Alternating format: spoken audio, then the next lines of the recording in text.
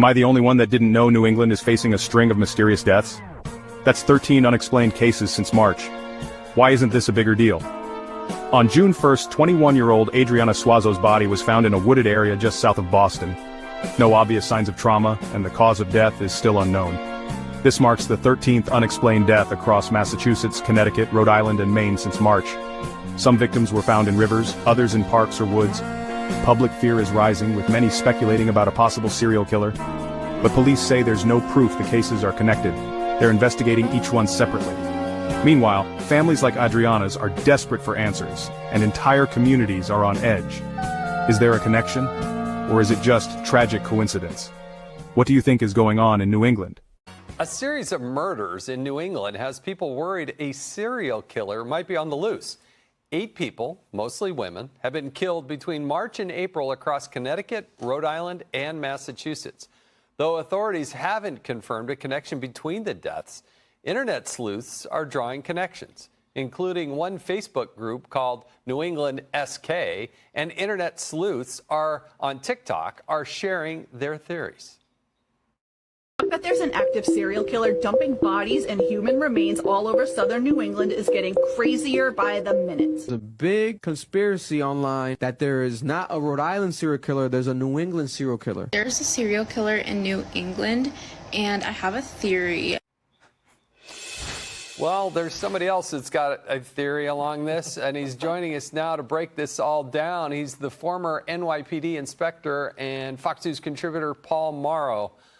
Paul, you got internet sleuths, you got people out on the Facebook saying this, that, and other, but you're a real pro. What are you seeing here? Yeah, I'm not seeing a lot of real deep police analysis in those clips, so I'm not so sure we would go with that. Now, look, it's their First Amendment right. You're allowed to speculate. And listen, I don't want to disparage it because some of the stuff that came out online after Kohlberger, and he's still only the accused, but nonetheless, the fact that he, in fact, looks to have joined one of these discussion groups and talked about stuff that may even come in at the trial. So I don't want to totally disparage it, but that said, we have to go with the police professionals at this point. The state cops up there, I've worked with those organizations. They know what they're doing. There's a lot of institutional knowledge. Massachusetts State Police been around forever. They know what they're doing. And at this point, these agencies are saying no comment. And remember, serial killers have a type, right? That's the commonality. You're going to have something that's in common. Right now you have, it looks like 8 women, but there's some reporting that one of the remains goes to a male. The ages are really disparate. And I'm tracking to the Rex Heuermann case, again, just the accused on Long Island. We have a very steady bracket there of victims. And I'm just not seeing that here. It's very spread out. Until we get more indicia of a commonality and there's some organization to all of this, I'm cutting the way the police are and saying there's nothing here.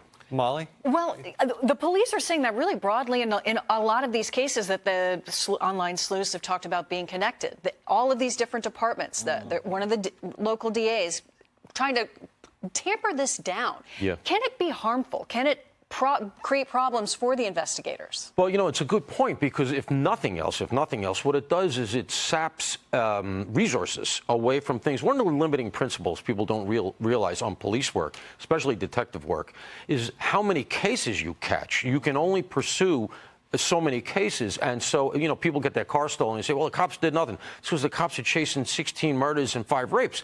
So it's a limiting principle. And when you have the police chasing other things that are not really there, and the example is the Narragansett Police Department put out on their Facebook page, and this reporting is out on Fox News Digital, and I have to credit them. They've been really strong on this case.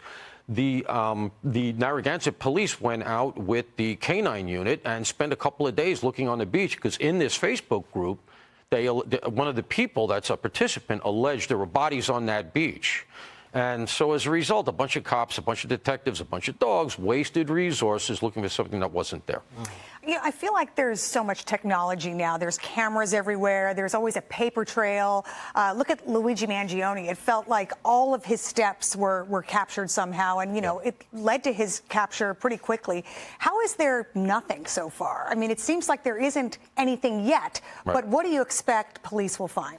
It's a good question. One of the problems here is that they're spread out so much. it's so disparate. You have 3 different states involved, right? So I have a feeling that one of the things they're likely going to do, if no other reason than from the attention this is getting from characters like us, is they're going to say, okay, let's get a little bit of a task force going. Let's share to see if there is a commonality there. Do we see anything that might indicate that this could be one person? Or let's look at what autopsies we got back. Do we have full autopsies? Is there a commonality in the ways of death? And where I'm going with that is, what if you determine after they do the autopsies, if there's enough left, because the reporting is in many instances the bodies are very degraded, but you may find out that like 5 of the bodies have fentanyl.